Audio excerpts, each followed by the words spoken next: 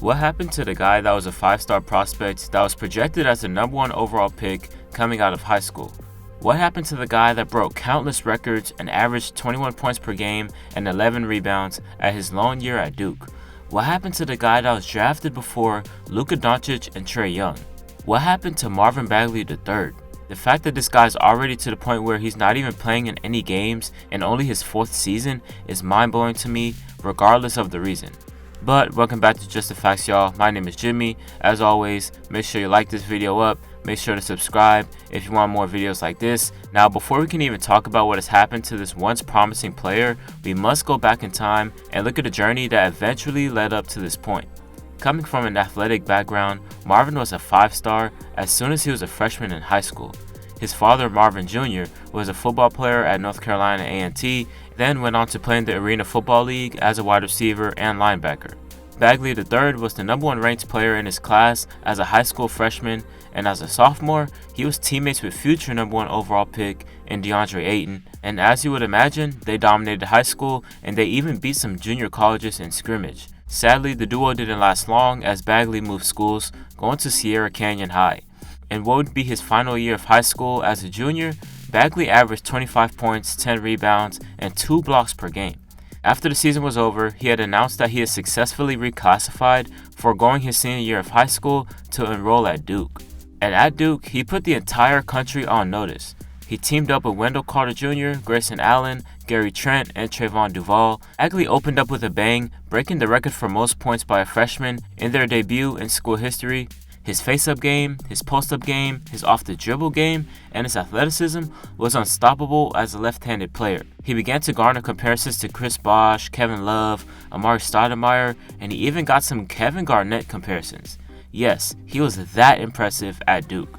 Unfortunately for the team, they lost in the Elite 8 of the NCAA tournament, and that obviously was a disappointment considering the talent and expectations of the team heading into that season.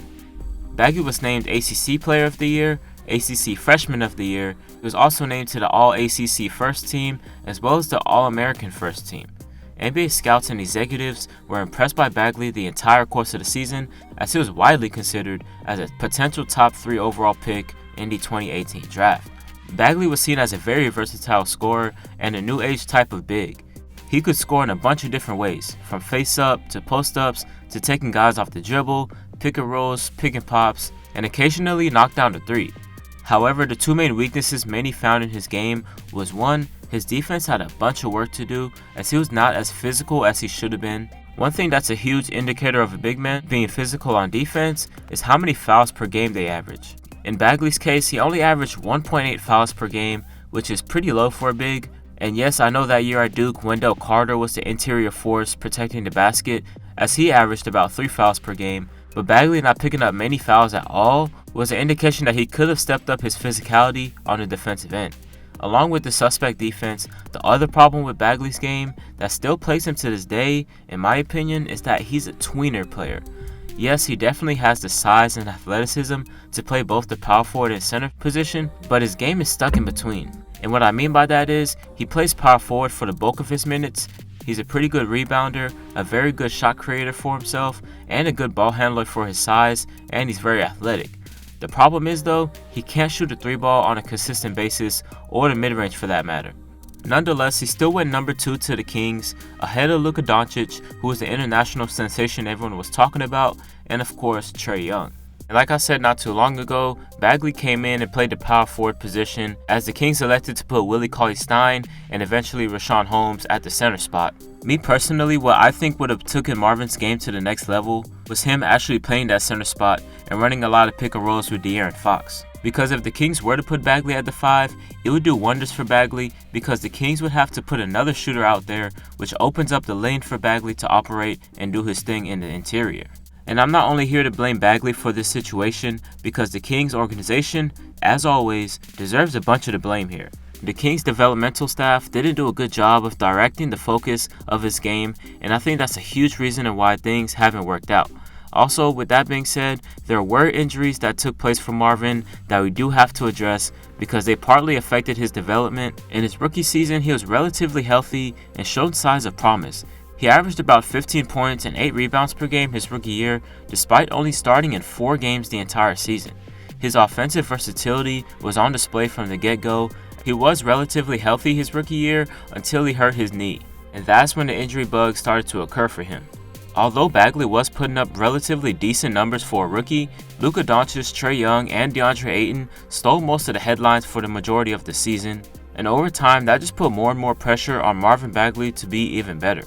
In the first game of his sophomore season, Bagley suffered a right thumb injury that sidelined him for 4 to 6 weeks, and after he returned, he played in a handful of games, no pun intended, and at first it wasn't deemed to be too serious or season-ending, but unfortunately, that's how it went as his foot kept on bothering him as the rehab process went along. Therefore, Bagley only played in 13 games in his sophomore season. Coming back in his third season, he returned nicely from his foot injury, averaging about 14 and 7 on 50% from the field and 35% from 3. The numbers didn't look too impressive in comparison to his rookie year, but he was slowly but surely starting to pick up that three-point shot he needed to have. He started in the first 37 games of the season, but didn't play more than 26 minutes per game. Why? Because Luke Walton. In mid-March, he broke his hand versus the Hornets, and it kept him out for a month and a half. The injuries really started to pile on for Bagley, and his development hurt so much from it. His best game up to date was where he scored 31 points to go along with 12 rebounds in the game he returned from his broken hand. But the very next game, he followed that up with a 4-point performance. The development and improvement just wasn't there for Bagley during his career, and it's very sad to see, especially because he's the guy that was drafted right before Luka Doncic and Trae Young, 2 superstars, 2 guys who are the clear-cut centerpieces of their respective franchises, 2 guys that have already had both legendary playoff moments in their careers. Not to mention DeAndre Ayton having his moments as well in the playoffs. And by default, Bagley's going to be seen as a bust in comparison to the other guys in this draft if he doesn't drastically change the narrative by developing and showing us why he was so highly touted coming out of high school and college. Even looking further down the list of the 2018 draft, guys like Colin Sexton, Mikal Bridges, Shai Gilgeous-Alexander, Miles Bridges, and Michael Porter Jr. have already had way bigger impacts on their respective franchises during their careers so far as well. Things on the court wasn't working out for Bagley, and the same thing could be said for off the court as well. After back-to-back losses in January of the 2020-21 NBA season, Marvin Bagley's dad voiced his frustrations on Twitter, requesting that his son be traded ASAP. De'Aaron Fox's dad co-signed on that request, replying with quote-unquote "trade him" under the screenshot of the tweet.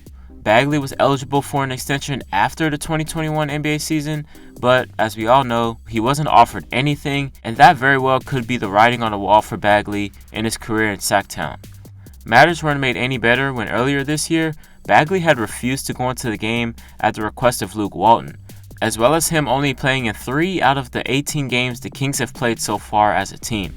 So the next questions are, what's next for Bagley? What's next for the Kings? What does a Marvin Bagley trade even look like? And in a fast-paced environment like the NBA, people will move on from you with a snap of a finger. And sadly for Bagley, we're at that crossroads right now.